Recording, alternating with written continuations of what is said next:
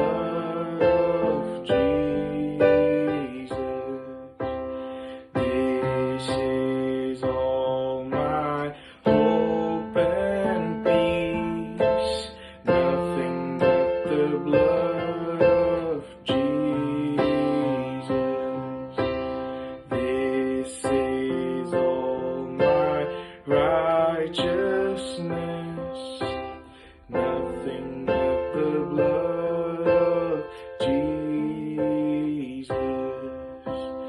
Oh, precious is the flow that makes me white as snow. No other fount I know.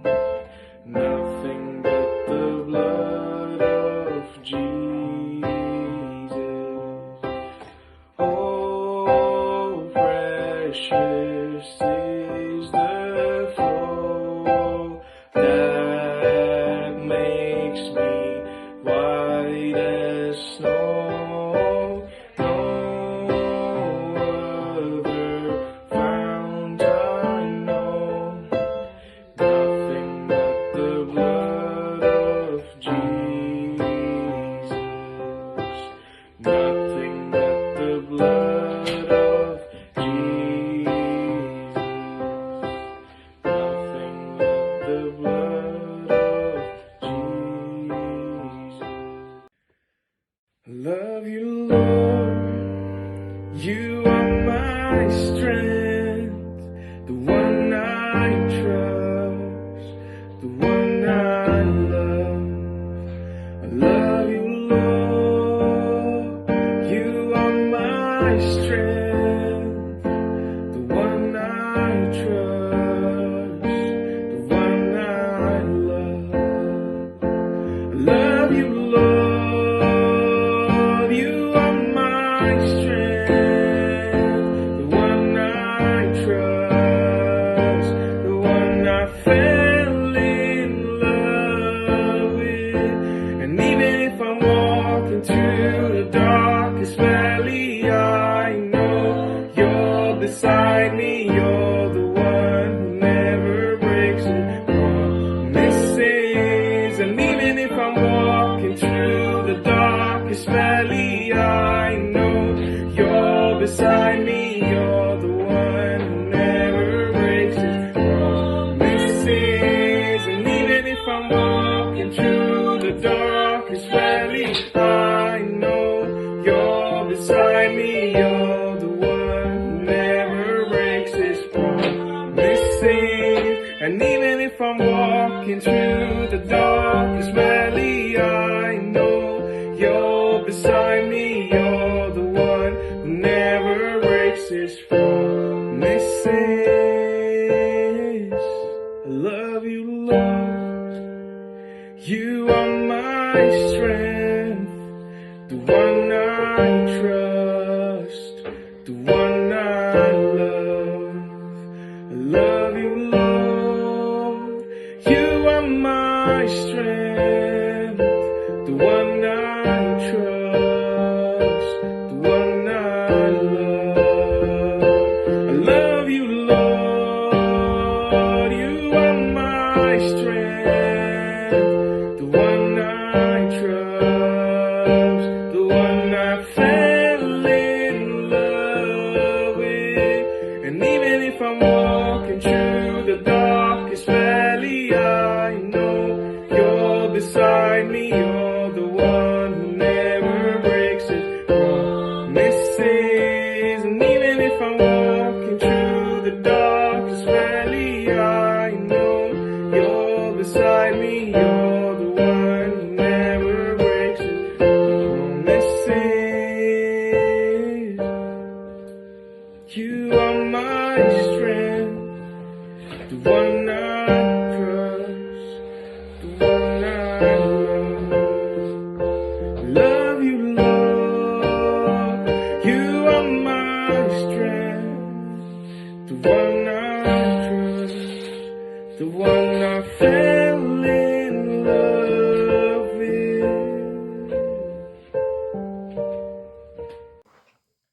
آپ سب کو یسوع مسیح کے نام میں سلام۔ آج اردو ہندی کرسچن فیلوشپ کی ٹیم جو نارملی ہر سنڈے عبادت کو لائیو کرنے جاتی ہے، چرچ نہیں جا سکی، تو اس وجہ سے میں آپ کے ساتھ خداوند کا کلام اپنے روم سے شیئر کروں گا، اور میں اردو میں آپ کے ساتھ شیئر کروں گا، تو مجھے معاف کیا جائے اگر میں کچھ الفاظ غلط پروناؤنس کروں یا غلط بولوں، اس لیے کہ مجھے فنش زیادہ کمفرٹیبل لگتی ہے۔ آج کا سرمن یا آج کا کلام پچھلے ویک کے کلام کے لیے کنٹینیویشن ہے۔ پچھلے ویک موزس نے ہم کو پریز اینڈ ورشپ کے اوپر کلام دیا تھا، تو ہم اس کے بارے میں آج تھوڑا سا اور سیکھیں گے۔ پچھلی دفعہ ہم نے یہ سیکھا تھا کہ پرستش کرنا خدا کے لیے کیوں امپورٹنٹ ہے، اور کس طرح سے خدا نے ہم کو اس کا حکم دیا ہے۔ ہم متی کے انجیل میں اور اس کے چیپٹر 4 میں یہ دیکھ سکتے ہیں کہ جب یسوع مسیح جنگل میں آزمائے جا رہے تھے، تو انہوں نے کس طرح سے ابلیس کو بولا تھا کہ تو خداوند اپنے خدا کو سجدہ کر اور اسی کی تعریف، صرف اسی کی عبادت کر۔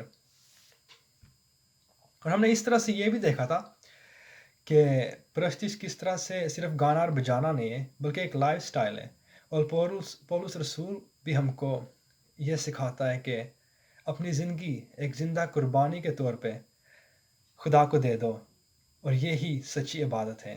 اور اسی طرح ہم کو یہ بھی بتایا جاتا ہے کہ جو کچھ بھی آپ کرو، یہ سمجھ کے کرو کہ آپ خداوند کے لیے کر رہے ہو۔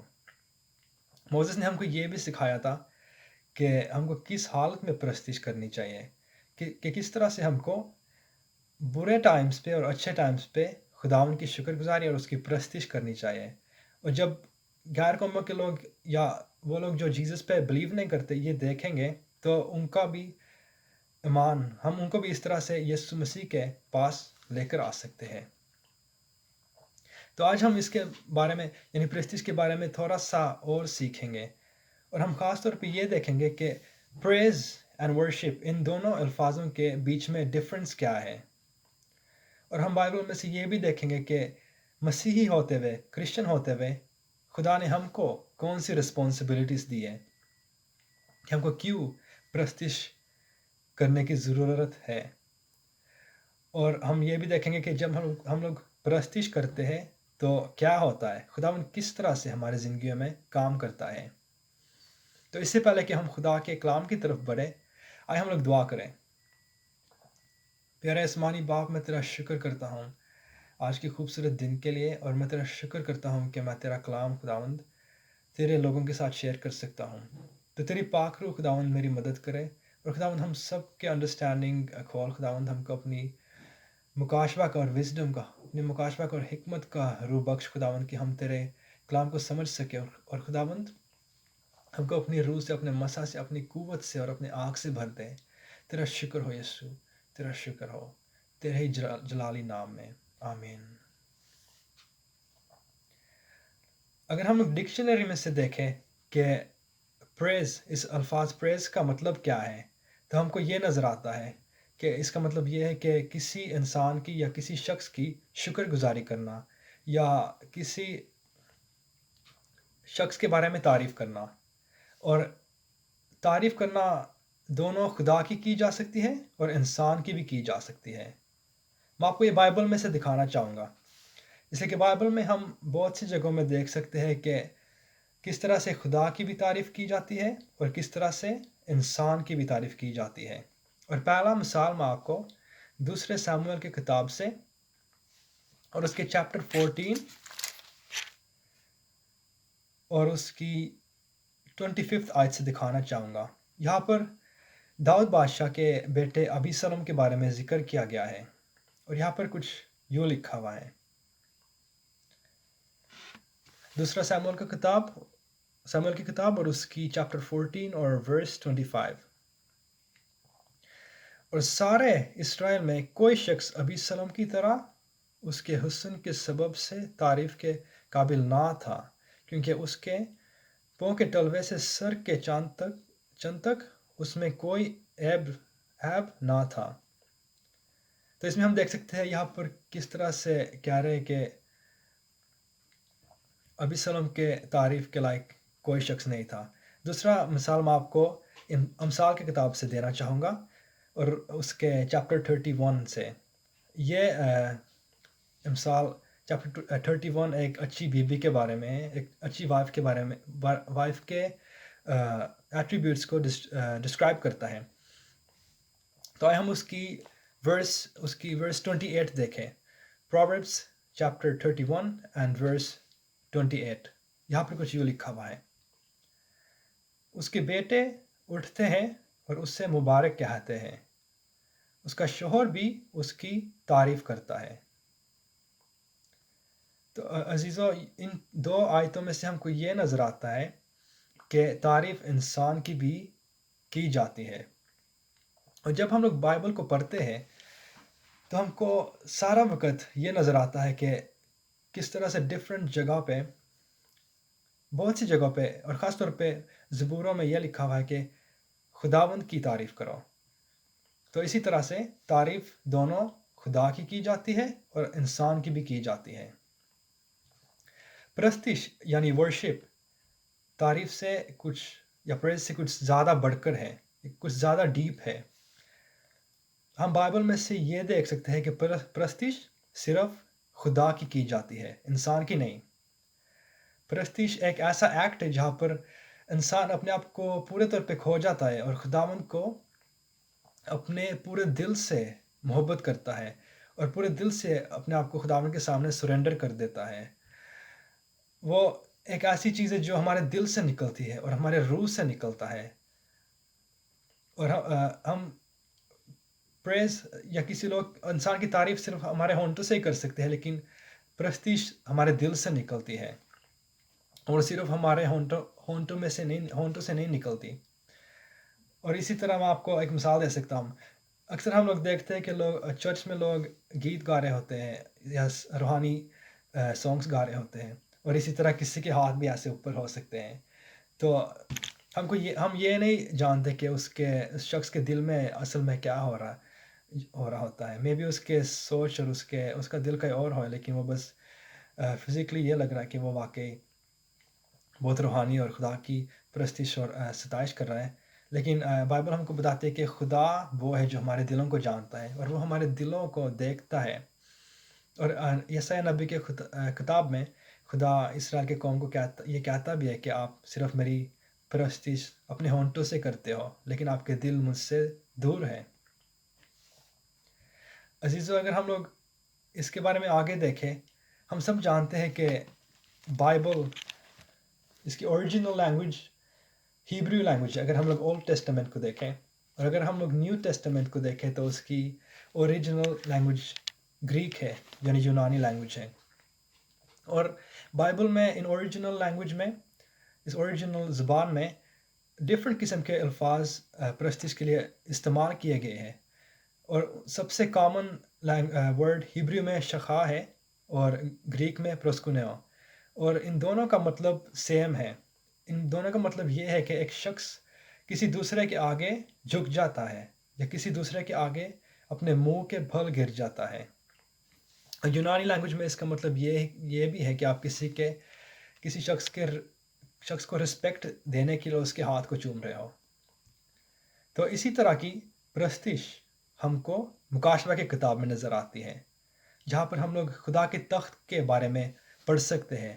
اس کے چیپٹر 4 میں، ریولیشن چیپٹر 4 میں ہم لوگ دیکھ سکتے ہیں کہ خدا کے تخت کے بارے میں کس طرح سے بتایا جاتا ہے، اور وہاں پر یہ بتایا جاتا ہے کہ خدا کے تخت کے ارد گرد کس طرح سے 24 بزرگ ہیں اور 4 جاندار ہیں، اور بائبل ہم کو بتاتی ہے کہ یہ 4 جاندار خدا کے حضور میں لگاتار دن اور رات یہ چلاتے ہیں: قدوس قدوس قدوس خداوند خدا، قادر مطلق، جو تھا اور جو ہے اور جو آنے والا ہے۔ اور جب یہ 4 جاندار یہ کہتے ہیں تو بائبل بتاتی ہے کہ وہ 24 بزرگ جو خدا کے تخت کے ارد گرد ہے، خدا کے سامنے اپنے منہ کے پھل گر جاتے ہیں۔ تو یہ ہے سچی پرستش۔ یہ ایسی پرستش ہے جو باپ ڈھونڈتا ہے۔ باپ ایسے پرستار ڈھونڈتا ہے جو اس کی پرستش روح اور سچائی میں کرتے ہیں، جس طرح سے موسیٰ نے بھی ہم کو پچھلی دفعہ بتایا تھا، اور ہم نے یہ بھی پچھلی دفعہ سیکھا تھا کہ پرستش صرف گانا اور بجانا نہیں ہے، وہ بلکہ اس سے زیادہ ہے۔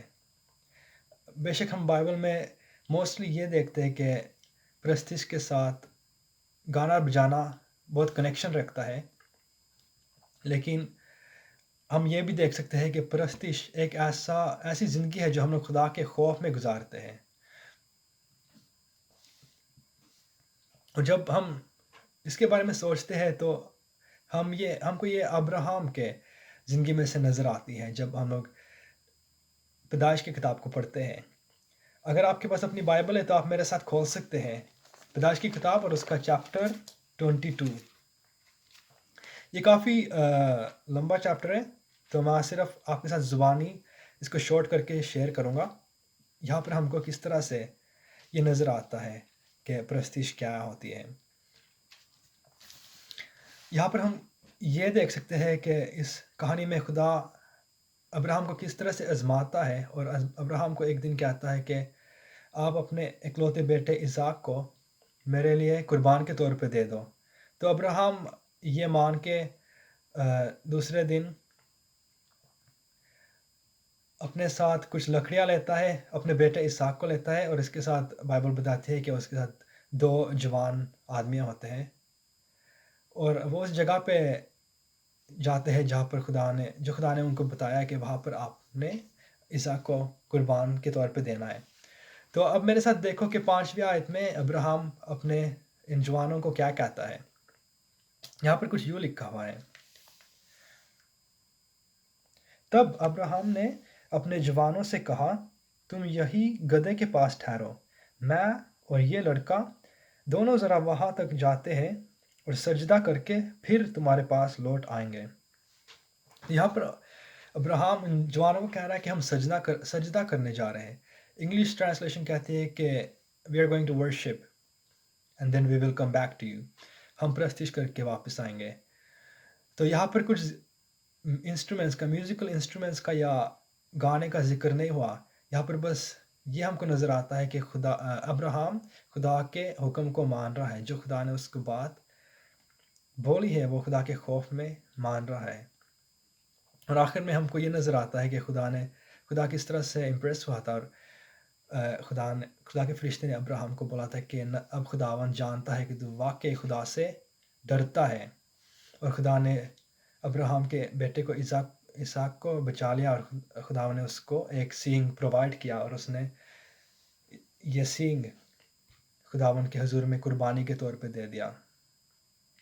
تو عزیزو، ہم بائبل میں بے شک دیکھ سکتے ہیں کہ ورشپ کے ساتھ گانا اور ہمارا گیت گانا اور بجانا کنیکٹڈ ہے، لیکن اسی طرح ایک زندگی جو ہم لوگ خدا کے خوف میں گزارتے ہیں، اس سے پیار کرتے ہوئے گزارتے ہیں، یہ بھی خدا ان کی آنکھوں میں پرستش ہے، ورشپ ہے۔ اگر ہم لوگ واقعی اپنے آپ کو بلیورز کہتے ہیں، یا یسوع مسیح کے فالوورز کہتے ہیں، یا کرسچن کہتے ہیں، تو پھر ہمارا فرض بنتا ہے، ہماری رسپانسبلٹی ہے کہ ہم خدا کی ورشپ کریں، خدا کی پرستش کریں۔ ہاں، بے شک خدا نے ہم کو حکم دیا ہے کہ ہم اس کی پرستش کریں، لیکن اس سے بڑھ کر بھی بائبل کچھ ہم کو بتاتی ہے، اس سے زیادہ بھی بائبل ہم کو کچھ بتاتی ہے۔ آئے آپ میرے ساتھ اپنی بائبل کھولیں، پہلا پطرس کا خط اور اس کا 2 چیپٹر، اور اس کی ورس 9 سے لے کے ورس 10 تک۔ پہلا پطرس کا خط چیپٹر 2 ورس 9 to 10۔ یہاں پر کچھ یوں لکھا ہوا ہے: لیکن تم ایک برگزیدہ نسل، شاہی کہینوں کا فرقہ، مقدس قوم اور ایسی امت ہو جو خدا کی خاص ملکیات ہے، تاکہ اس کی خوبیاں ظاہر کرو جس نے تمہیں تاریکی سے اپنی عجیب روشنی میں بلایا ہے۔ پہلے تم امت نہ تھے مگر اب خدا کی امت ہو، تم پر رحمت نہ ہوئی تھی مگر اب تم پر رحمت ہوئی۔ تو میں چاہوں گا کہ ہم لوگ جہاں پر 2 چیزوں کے اوپر غور کریں۔ جب ہم لوگ انگلش ٹرانسلیشن پڑھتے ہیں تو یہاں پر یہ لکھا ہوا ہے کہ کہ خدا نے ہم کو بچایا کہ ہم اس کی ستائش کر سکیں. اور دوسری چیز میں چاہوں گا جس کے اوپر ہم لوگ غور کریں گے یہ ہے کہ خدا نے ہم کو اپنا شاہی کہینوں کا فرقہ دیا ہے. مطلب اس نے ہم کو اپنے پریسٹ بنا دیا ہے. اس کا ذکر ہم کو مکاشفہ کی کتاب میں اور اس کے چیپٹر 1 اور 6 میں بھی نظر آتا ہے، جہاں پر یہ لکھا ہوا ہے کہ خدا نے ہم کو اپنے بادشاہت اور کہین بنا دیا ہے، کہ یسوع مسیح نے ہم سے محبت کی ہے، ہم کو اپنے لہو سے دھو دیا اپنے گناہوں سے، ہمارے گناہوں سے، اور ہم کو بادشاہت اور خدا کے کہین بنا دیا ہے. تو اگر ہم لوگ اولڈ ٹیسٹمنٹ کو پڑھیں تو ہم کو وہاں پر نظر آتا ہے کہ اصل میں کہین کی ڈیوٹی کیا تھی. ہم یہ دیکھ سکتے ہیں کہ کہین قربانیاں دیتا تھا، اور اس کے ساتھ ان کو یہ رسپانسبلٹی دی گئی تھی کہ وہ ورشپ لیڈ کریں، خداوند کی تعریف کریں اور لگاتار خداوند کی شکر گزاری کریں. اور کئی جگہوں پہ یہ بھی لکھا ہوا ہے کہ کوئی کہینوں کو صرف یہی ڈیوٹی دی گئی تھی کہ وہ لگاتار خدا کی پرستش کرے، خدا کی ستائش اور تعریف کرے. تو یہ مسیحی ہوتے ہوئے ہمارا بھی پریویلیج ہے.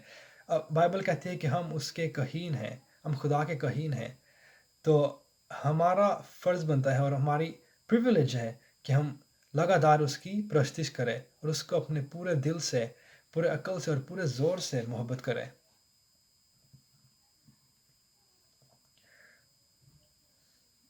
جب ہم لوگ خداوند کی پرستش کرتے ہیں تو خداوند عجیب کام کرتا ہے، کیونکہ وہ وہاں پر پسند کرتا ہے ہونا جہاں پر لوگ اس کی پرستش اپنے پورے دل سے کرتے ہیں اور روح میں اور سچائی میں کرتے ہیں. بائبل ہم کو بتاتی ہے کہ خداوند ہمارے پرستش پہ، ہمارے ستائش اور ہمارے حمد و ثنا پہ تخت نشین ہے. آئے آپ میرے ساتھ اپنی بائبل زبور 22 کی طرف لے کر جائیں. Psalm 22 verse 3. زبور 22 اور اس کی تیسری آیت. یہاں پر یوں لکھا ہوا ہے، لیکن تو قدوس ہے، تو جو اسرائیل کی حمد اور ثنا پر تخت نشین ہے. تو یہاں پر ہم نے یہی پڑھا ہے کہ خداوند اپنے لوگوں کے حمد و ثنا پہ تخت نشین ہے. اور ہم یہ دیکھ سکتے ہیں کہ جب خداوند کے لوگ اس کی پرستش کرتے ہیں تو خداوند کس طرح سے اپنے جلال کے ساتھ حضور ہوتا ہے. میں آپ کے ساتھ دو کہانیاں بائبل میں سے شیئر کرنا چاہوں گا. پہلی سٹوری دوسرے تواریخ میں سے ملتی ہے، 2 Chronicles chapter 5، دوسری تواریخ اور اس کا 5واں چیپٹر. یہ بھی کافی لمبا ہے تو میں آپ کے ساتھ بس زبانی شیئر کروں گا.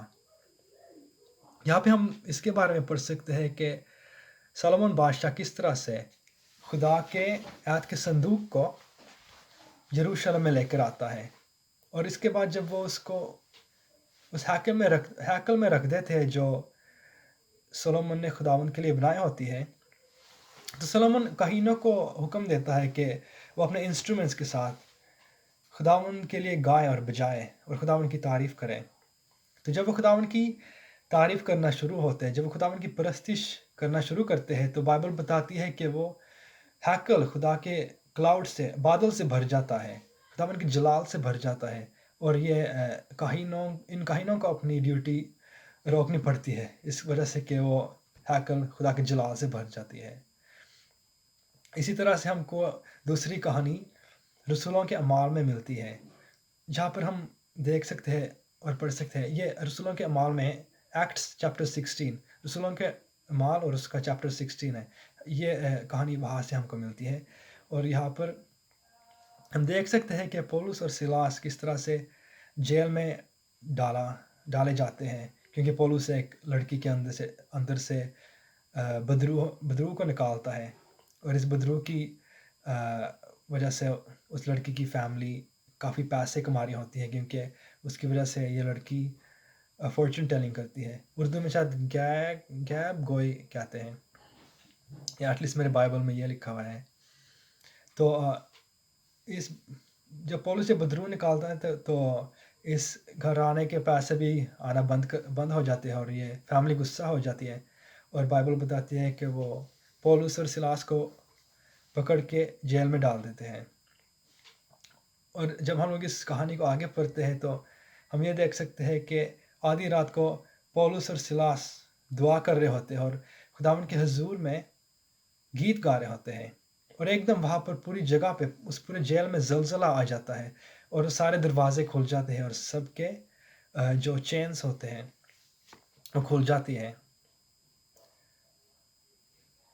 یوزلی جب لوگ میوزک سنتے ہیں تو اگر ہم کو میوزک اچھا لگتا ہے تو مے بی ہماری ٹانگ اس کے میوزک کے ساتھ ہلنا شروع ہو جاتی ہے.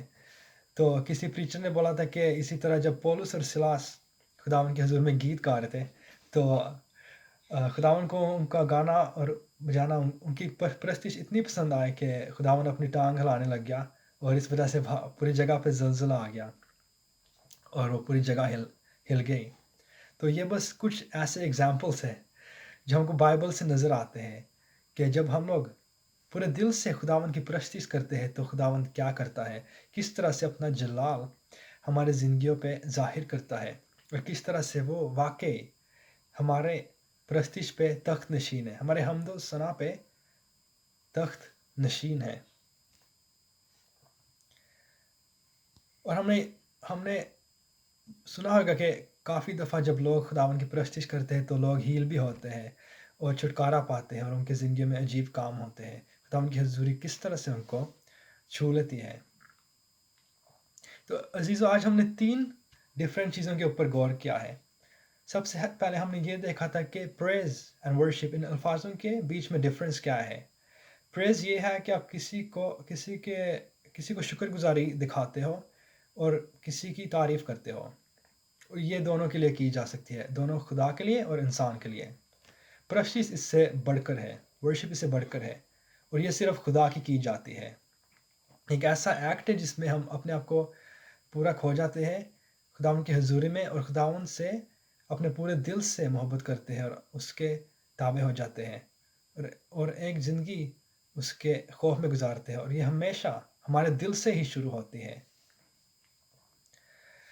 دوسری چیز ہم نے جو دیکھی تھی یہ ہے کہ ہمارا رسپانسبلٹی ایز اے کرسچنس کیا ہے، ہمارا پریویلیج کس طرح سے یہ ہے کہ ہم خداوند کی پرستش لگاتار کر سکتے ہیں اور لگاتار کرنی چاہیے اور کرنا ہے.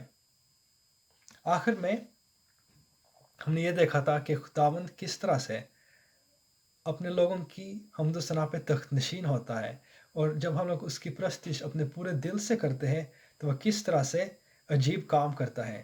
جس طرح سے اس حاکم میں اس کی جلال بھر گئی اور جس طرح سے اس نے پولس اور سلاس کی مدد کی. تو عزیزو، میری امید ہے کہ آپ نے اس کلام سے برکت پائے. خداوند آپ سب کو کثرت کی برکت دے. آئے ہم لوگ دعا کریں. پیارے خداوند، میں تیرا شکر کرتا ہوں تیرے زندہ کلام کے لیے، اور میں تیرا شکر کرتا ہوں خداوند کہ تو نے ہم کو اپنے کہین بنا دیا ہے. یسوع مسیح، یسوع جی، تو نے ہم کو اپنا کہین بنا دیا ہے. تو نے ہم سے محبت کی ہے اور ہم کو اپنے لہو سے دھو ڈالا ہے اور اپنے کہین بنا دیا کہ خداوند ہم تیری پرستش لگاتار کر سکے، کیونکہ خداوند تو ہی سارے پرستش اور ستائش کے لائق ہے. تو ہی خداوندوں کا خداوند ہے اور تو ہی سب کچھ ہے. خداوند، ہر ایک شخص کو خداوند جس نے یہ کلام سنا ہے خداوند، یا جو سن رہا ہے خداوند، اس کو کثرت کی برکت دینا. تیرا شکر ہو یسوع مسیح ناصری کے نام سے، آمین.